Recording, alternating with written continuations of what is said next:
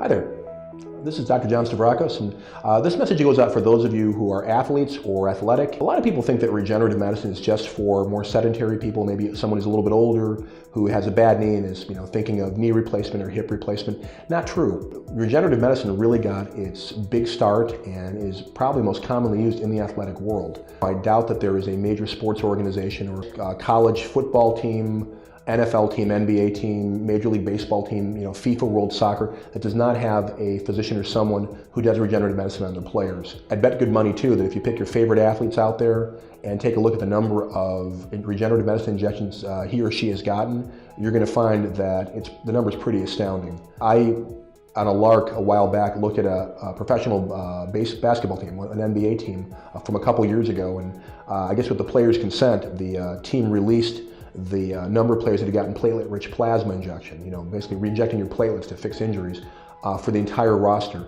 And I was pretty wowed that I think pretty much almost every player on the roster, all the starters and all the guys who played regular minutes, all of them had gotten PRP injections, and most of them had gotten it in multiple joints in their body. You're hearing about stem cell injections for players who want to avoid Tommy John surgery.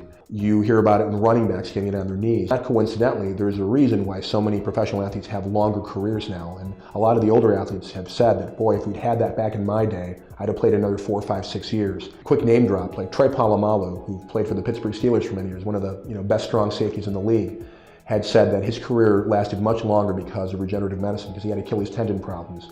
I use the example of Hines Ward, also from the Steelers, all the time, because he almost missed a Super Bowl. Had it not been for PRP, he probably would have, and he was the MVP of the game.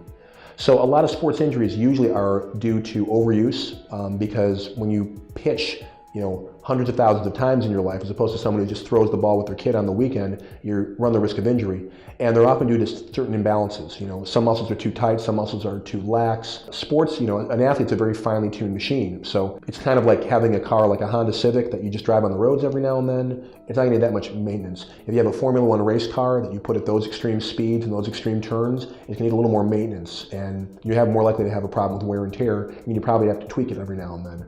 So if you have a sports injury and you've been told that, well, that's all we can do for you, or you're just not going to throw a fastball again, please come see us. I wish I could guarantee that everyone gets 100% improvement. That would be lying. Anyone who does that, I think, is selling you something you don't want. But I have seen a number of athletes or even weekend warriors who just want to get back to running or throwing or catching a ball get amazing improvement. For my own example, I love to run and jump. I like to hike. In my spare time, I'm a martial arts instructor, and were it not for regenerative medicine, these 2 knees I have would have probably limited me from doing a lot of that. As it is, for my age, I have 2 very good knees, and I'm very happy with them, and they let me do the things I want to do as a result. If you have questions about your specific condition, please come contact us. We'll be happy to talk to you. Thanks.